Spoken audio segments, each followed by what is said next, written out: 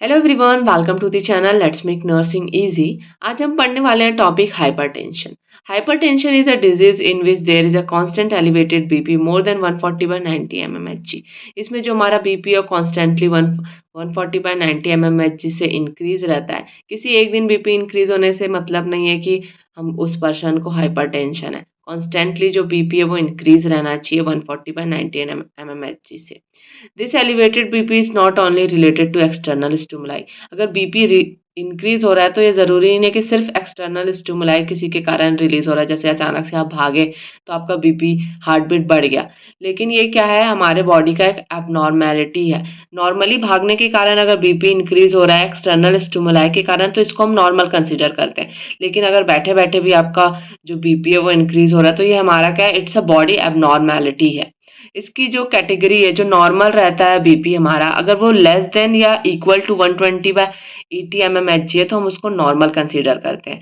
लेकिन इसमें pre hypertensive होता है, स्टेज 1, स्टेज 2, स्टेज 3 हाइपरटेंशन है तो हम प्री हाइपरटेंसिव पढ़ते हैं। तो इसमें जो बीपी है 121/81 mmHg से लेके 139/89 mmHg तक है तो उसको हम प्री हाइपरटेंसिव कंसीडर करते हैं। स्टेज 1 में अगर जो बीपी है 140/90 से लेके 159/99 mmHg तक है तो हम उसको स्टेज 2 हाइपरटेंशन कंसीडर करते हैं। अगर बीपी 160/100 से लेके 199/109 mmHg तक है तो उसको स्टेज 2 हाइपरटेंसिव कंसीडर करते हैं। और अगर बीपी मोर देन 180/110 mmHg है तो उसको स्टेज 3 हाइपरटेंसिव कंसीडर करते हैं, या फिर उसको हाइपरटेंसिव क्राइसिस बोलते हैं। तो ये जो स्टेज 3 हाइपरटेंसिव क्राइसिस है, इसमें क्या है, दो फेजेस होते हैं, एक अर्जेंट फेज, एक इमरजेंट फेज। अर्जेंट फेज हम तब बोलेंगे जब उसमें कोई ऑर्गन डैमेज नहीं हुआ होगा, और इमरजेंट फेज तब बोलेंगे जब उसमें कोई ऑर्गन डैमेज हो गया है। इसका जो क्लासिफिकेशन है वो देखते हैं। तो क्लासिफिकेशन में है सबसे first primary hypertension. When the causes of hypertension is not known and a cardiovascular system is responsible. जब हमको इसका कॉज नहीं पता है कि आखिर बीपी बढ़ क्यों रहा है, लेकिन जो हमारा कार्डियोवास्कुलर सिस्टम है वो रिस्पॉन्सिबल है। सेकेंड जो है secondary hypertension. When the cause of hypertension is known other disease के कारण, जैसे कि सीकेडी। इसमें बोल रहा है जब हमको पता है कि किस कारण से हो रहा है, कोई अदर डिजीज के कारण से, जो आपको पहले से कोई बीमारी है उसके कारण से अगर बीपी बढ़ रहा है, जैसे कि क्रोनिक किडनी डिजीज के कारण से। अब देखते हैं थर्ड, जो कि है बिनाइन हाइपरटेंशन। अगर इसमें बीपी मोर देन 150/90 mmHg आ रहा है तो उसको हम बिनाइन हाइपरटेंशन बोलते हैं। और मैलिग्नेंट हाइपरटेंशन तब बोलेंगे जब बीपी जो है 210/110 mmHg रहेगा। अब देखते हैं नेक्स्ट पेज। तो जो हाइपरटेंशन है उसके जो रिस्क फैक्टर होते हैं वो टू टाइप में रहते हैं, एक नॉन मॉडिफाइबल रिस्क फैक्टर, एक modifiable risk factor. Non modifiable risk factor में जिसको हम मॉडिफाई यानी कि कुछ उसमें हम कर नहीं सकते हैं, उसको होना है मतलब होना है। जैसे कि हो सकता है जेनेटिक या फैमिली हिस्ट्री। आपकी फैमिली की हिस्ट्री है कि आपके पापा दादा को हाइपरटेंशन होता रहा है, मम्मी या नानी को, तो ये एक हिस्ट्री है तो इसमें आपको होने के चांसेस जो रहते हैं बहुत ज़्यादा रहते हैं। साथ में age related, more than 50 year 60 year person को ज़्यादा चांस रहते हैं हाइपरटेंशन होने के as compare to young age. और उसके बाद सेक्स या जेंडर, मेल में ज़्यादा देखा गया है hypertensive as compare to female. अब देखते हैं हम, तो इस जो रिस्क फैक्टर में, मॉडिफाइबल रिस्क फैक्टर में, हम कुछ मॉडिफाई कर सकते हैं, जिसमें कि है hyperlipidaemia, alcohol, smoking, sedentary lifestyle, obesity, anxiety, DM. इसमें हम क्या कर सकते हैं, मॉडिफाई कर सकते हैं। हाइपरलिपिडेमिया, लिपिड का लेवल हम कम कर सकते हैं। अल्कोहल और स्मोकिंग है तो उसको छोड़ सकते हैं। सेडेंटरी लाइफस्टाइल है तो थोड़ा एक्टिव रह सकते हैं। ओबेसिटी है तो वेट लूज कर सकते हैं। एंजाइटी है तो हम कोई भी मेडिटेशन योगा कर सकते हैं। डीएम है तो उसको कंट्रोल में रख सकते हैं। तो मॉडिफाइबल रिस्क फैक्टर में हम मॉडिफाई करके अपना लाइफस्टाइल अच्छा करके हम जो अपना हाइपरटेंशन है उसको कंट्रोल में रख सकते हैं।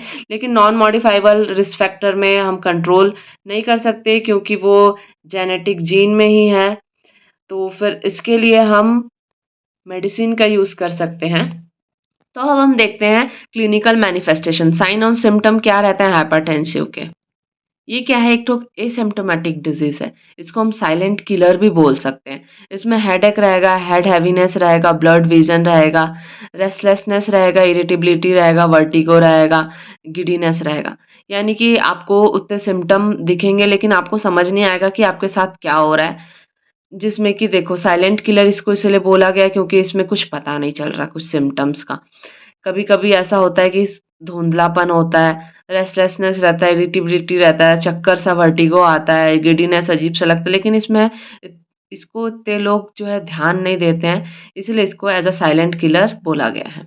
अब हम इसका डायग्नोसिस देखते हैं कि इसको डायग्नोस कैसे करेंगे। तो सबसे पहले क्या है history collection and physical examination. उस पर्सन का हमको हिस्ट्री कलेक्ट करना है, फिजिकल एग्जामिनेशन करना है। सेकंड है एबीपीएम एम्बुलेटरी बीपी मॉनिटर, जो पर्सन का है बीपी कंटिन्यू हमको मॉनिटर करते रहना है। ईसीजी करके देखना है कि उसका कार्डियक फंक्शन कैसा चल रहा है। टीएमटी करना है, ट्रेडमिल टेस्ट होता है जो कि एक स्ट्रेस ईसीजी रहता है जिसमें कि हार्ट बीट हार्ट हमारा कैसे फंक्शन कर रहा है वो बताता है। लैब इन्वेस्टिगेशन कर सकते हैं जिसमें कि सीवीसी कर सकते हैं, केएफटी कर सकते हैं, kidney function test, LFT liver function test कर सकते हैं जिसमें कि हम देखेंगे कोलेस्ट्रॉल जो है वो 200 mg/dl से बड़ा नहीं होना चाहिए। ट्राइग्लिसराइड जो है 150 mg/dl से बढ़ा हुआ नहीं होना चाहिए। और इसमें हम लिपिड प्रोफाइल भी देखते हैं और थायराइड फंक्शन टेस्ट भी देखते हैं। तो अब हम आते हैं ट्रीटमेंट की ओर कि हम इसको ट्रीट कैसे करेंगे। तो तो ये क्या है, एक नॉन क्यूरेबल डिजीज़ है but we can control it. हम इसको कंट्रोल करके रख सकते हैं कि फर्दर कॉम्प्लिकेशंस ना हो। तो हाइपरटेंसिव मेडिकेशन होते हैं, there are drugs which can be control BP, there are various category of anti hypertensive drugs. जैसे कि जो कॉमन आपको इसको कैसे याद कर सकते हो, एबीसीडी। एबीसीडी से आप इसको रिमेंबर याद करने के लिए रख सकते हो। सो ए से जो आएगा वो आएगा एंजियोटेंसिन रिसेप्टर ब्लॉकर, और साथ में एसीई से आएगा एंजियोटेंसिन कन्वर्टिंग एंजाइम इनहिबिटर, और बी से बीटा ब्लॉकर, सी से कैल्शियम चैनल ब्लॉकर और डी से डायूरेटिक। तो अब हम इसको एक एक करके देखते हैं। तो पहले ये देखते हैं कि कौन से जो सिस्टम है जो कि बीपी को इंक्रीज करते हैं। तो यहाँ पे आया रास, जो कि बीपी को क्या करता है, बढ़ाने का काम करता है। रेनिन एंजियोटेंसिन एल्डोस्टेरोन सिस्टम, ये क्या करता है, this activate the hypotensive hypovolaemic hyponatraemia और हाइपोकैलेमिया। इसको क्या करता है, ये एक तरीके से एक्टिवेट करता है यानी कि इंक्रीज करता है। तो रास सिस्टम जो है ये क्या करता है, बीपी को बढ़ाने का काम करता है। तो इसमें जो है 3 हमारे ऑर्गन काम आते हैं। सबसे पहले तो लीवर, जो कि क्या एंजाइम सिक्रीट करता है, एंजियोटेंसिनोजन। और जो हमारा लंग्स है वो क्या करता है, एसी इनहिबिटर, और किडनी जो है वो रेनिन।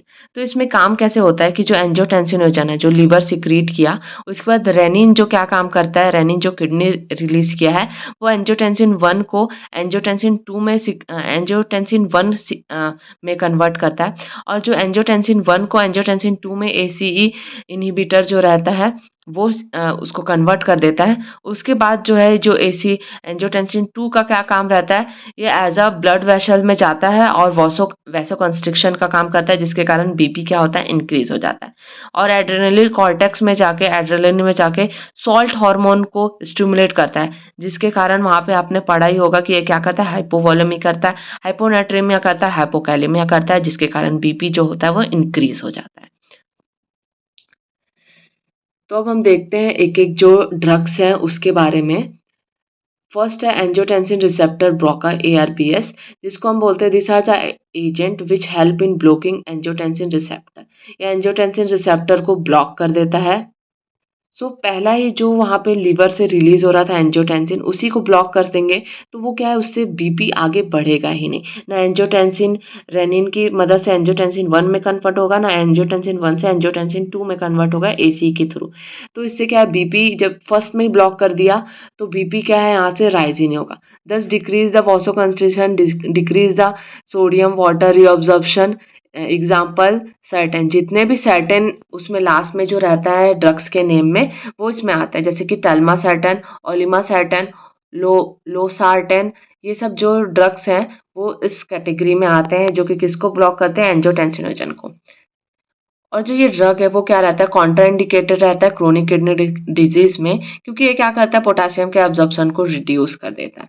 अब इसका साइड इफेक्ट देखेंगे तो हाइपोटेंशन, हाइपोकैलेमिया, हाइपोनेट्रीमिया, ये सब क्या है, इसके साइड इफेक्ट है जिस जो ड्रग है उसके। अब हम देखते हैं एसीई इनहिबिटर। तो ये क्या है, एंजियोटेंसिन कन्वर्टिंग एंजाइम इनहिबिटर है। This agent block the angiotensin converting enzyme and inhibit the inhibit the conversion of angiotensin 1 into angiotensin 2। जो हमने वहाँ देखा एंजियोटेंसिन 1 को एंजियोटेंसिन 2 में कन्वर्ट करने के लिए एसी इनहिबिटर का यूज होता है, जो कि किसके द्वारा सिक्रीट हुआ था, हमारे लंग्स के द्वारा। तो इसको क्या है, उसको ब्लॉक कर देता है। एग्जाम्पल इसमें प्रिल करके आएगा, जिससे आप इसको याद कर सकते हो, जैसे कि रेमिप्रिल, कैप्टोप्रिल, एनाप्रिल, लिजिनोप्रिल, ये सब क्या है, उसके एग्जाम्पल्स हैं। इसके साइड इफेक्ट क्या क्या हो सकते हैं? ड्राई कफ होगा, पल्मोनरी एडिमा होगा। अब हम देखते हैं बी से। ए से हमारा जो दो ड्रग्स था वो कंप्लीट हुआ। अब हम देखते हैं बी से, जो कि है beta blocker. Beta adrenergic receptor blocker बोलते हैं जिसको। This agent acts as a beta receptor and block its action by blocking beta blocker present on heart decrease the sympathetic activity. तो इसमें क्या रहता है, जो बीटा ब्लॉकर रहता है वो हमारे हार्ट में प्रेजेंट रहता है, हार्ट के जो सरफेस है उस पे प्रेजेंट रहता है। तो ये क्या करता है, जो जो हमारा बीटा ब्लॉकर रहता है वो उसको ब्लॉक कर देता है, जिसके कारण जो जो हमारी एक्टिविटी है, सिंपैथेटिक एक्टिविटी, वो क्या डिक्रीज हो जाती है, जिसके कारण बीपी जो है वो क्या है, लो हो जाता है। तो इसमें स्टिमुलेटर भी होता है और इनहिबिटर भी होता है। स्टिमुलेटर एड्रेनालिन लिखा है इसमें, non adrenaline, non epinephrine, epinephrine, ये सब क्या है, स्टिमुलेटर है। इनहिबिटर में गाबा है, सेरोटोनिन है, डोपामाइन है। ये सब क्या करता है, इनहिबिट करता है। एक स्टिमुलेट करता है, एक इनहिबिट करता है। एग्जाम्पल इसमें जो रहेगा वो लॉल करके आएगा, जैसे कि एटिनोलॉल, प्रोपेनोलॉल, मेटाप्रोपोलॉल, टीमोलोलॉल। तो ये क्या है, इसका एग्जाम्पल एल से आप अंडरस्टैंड कर सकते हो कि ये क्या है, एक बीटा ब्लॉकर है। इसका साइड इफेक्ट क्या रहेगा, हाइपोटेंशन रहेगा, ब्रेडिकार्डिया रहेगा। अब इसका कॉन्ट्राइंडिकेशन, हमको इसको कहाँ नहीं देना चाहिए, तो डायबिटिक मेलाइटिक पेशेंट को हमको इसको नहीं देना है, क्योंकि उसमें हाइपरग्लाइसीमिया रहता है, ब्लड शुगर बढ़ा रहता है। लेकिन उसमें क्या चलते रहता है, ट्रीटमेंट चलते रहता है इंसुलिन का, जिसमें कि उसको जो हाइपोग्लाइसीमिया होने के चांसेस रहते हैं, जो कि लेस देन 70 mg/dl रहता है।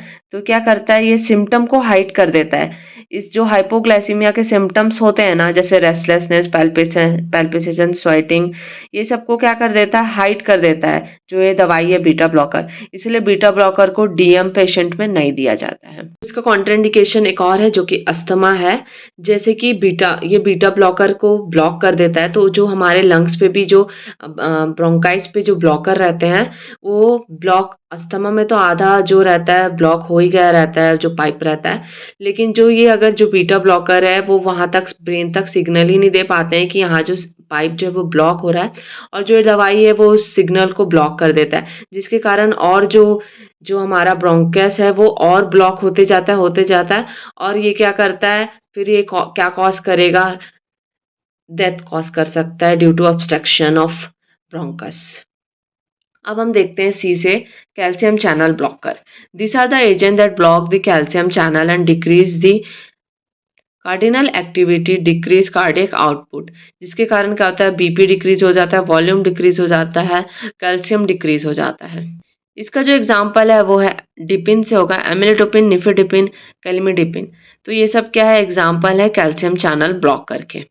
अब हम देखते हैं इसके साइड इफेक्ट, जिसमें क्या होता है, पेडल एडिमा, जिसको हम पिटिंग एडिमा भी बोलते हैं, पल्मोनरी एडिमा, जो कि डेंजरस होता है, साथ में होता है ऑर्थोस्टैटिक हाइपोटेंशन, जो कि इसमें क्या चीज़ का रिस्क रहता है, रिस्क ऑफ फॉल। इसीलिए कभी भी कैल्शियम चैनल देते हैं, जो कि नॉर्मली एमिलोडिपिन का यूज़ होता है। तो इसमें ये लगभग जो है ओल्ड एज के फीमेल्स मेल्स को दिया जाता है। तो इसमें क्या रहता है, रिस्क ऑफ फॉल रहता है, इसलिए हमको उनका ध्यान रखना रहता है। और इसमें क्या रहता है, मेजर बीपी, स्लिप और सिटिंग पोजीशन, दोनों टाइम पे जो हमको इसका बीपी क्या है, देखना रहता है। तो अब हम देखते हैं डी से, डायोरेटिक, जिसमें कि वॉल्यूम को डिक्रीज किया जाता है, जिसके कारण बीपी डिक्रीज हो जाता है। इसमें भी 4-5 टाइप के ड्रग्स होते हैं, जैसे कि loop diuretic, potassium spray diuretic, thyroid diuretic, carbonic anhydrase inhibitor, और साथ में ऑस्मैटिक डायोरेटिक। तो ये 4-5 टाइप के डायोरेटिक है, जिसमें सबसे फर्स्ट हम देखते हैं लूप डायोरेटिक, जिसको हम जिसमें जो नॉर्मल रहता है, लैसिक रहता है, जिसको फ्रूसामाइड भी बोलते हैं। Act on the loop of Henle, जो कि हमारी किडनी में होता है। इसमें जाके वो एक्ट करता है, और कहाँ एक्ट करता है, थिक असेंडिंग लूप जो रहता है वहां जाके एक्ट करता है। जो कि क्या एग्जाम्पल क्या है इसके, फ्रूसामाइड है, टॉर्सिनाइड है। फ्रूसामाइड को लेसिक्स बोलते हैं, टॉर्सिनाइड को डाइट्रो बोलते हैं। इसका साइड इफेक्ट क्या होता है, हाइपोकैलिमिया रहता है, और टेंटिनस, यानी कि जो कान में ऐसे भिनभिनाहट सी होती है, उस टाइप का लगता है पेशेंट को। सेकंड हम देखते हैं potassium spray diuretic. This drugs have spray binding effect on off potassium and increase urine output. इसमें क्या रहता है, पोटेशियम बाइंडिंग इफेक्ट रहता है जो कि क्या करता है, यूरिन आउटपुट को इंक्रीज कर देता है। जो कि एग्जाम्पल है इसका स्पाइरेनेलेक्टोन, जिसका नाम है एल्डोसिटोन।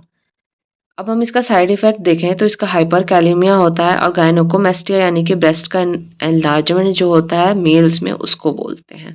अब हम इसका थर्ड देखते हैं थायराइड डाययूरेटिक। थायराइड डाययूरेटिक में क्या होता है, this are the agent that act as diuretic and increase urine output. Example क्या है, HCT हाइड्रोक्लोथाइजाइड, जिसमें क्या आता है हमारा एंटी लिपिड ड्रग्स आते हैं। This are the drugs which decrease lipid level, जो लिपिड लेवल रहता है उसको डिक्रीज कर देते हैं इन द ब्लड। जो कि एग्जाम्पल हमारा आता है एट्रोवास्टिन, रोजवास्टिन, सिमवास्टिन। तो ये सब क्या है, ड्रग्स हैं जो कि थायराइड डाययूरेटिक्स में आते हैं। अब हम अगर डाइट देखें कि डाइट क्या प्रिस्क्राइब करेंगे पेशेंट को, तो डैश डाइट होता है जो कि हाइपरटेंसिव पेशेंट को प्रिस्क्राइब किया जाता है, जो कि dietary approach to stop hypertension. Hypertension को स्टॉप कम करने के लिए हम इसको यूज़ करते हैं, जो कि लो सोडियम रहता है, लो कोलेस्ट्रॉल रहता है, हाई फाइबर डाइट रहता है। एक्सरसाइज बोलते हैं हम एक्सरसाइज करने के लिए, जिसमें कि रिलैक्सेशन टेक्निक यूज़ कर सकते हैं, स्ट्रेस फ्री कोई योगा या फिर मेडिटेशन यूज़ कर सकते हैं। एक्टिव लाइफ स्टाइल रखने के लिए बोलते हैं। एक्टिव लाइफ स्टाइल से क्या होता है, एड्रोफिन रिलीज होता है जो कि क्या करता है, इम्प्रूव करता है हार्ट हेल्थ को। तो यहाँ तक था हमारा हाइपरटेंशन का टॉपिक। आपको कैसा लगा, समझ आया कि नहीं, कमेंट में ज़रूर बताना। और चैनल पे न्यू हो तो ऐसी वीडियोज़ के लिए like share and subscribe. Thanks for watching.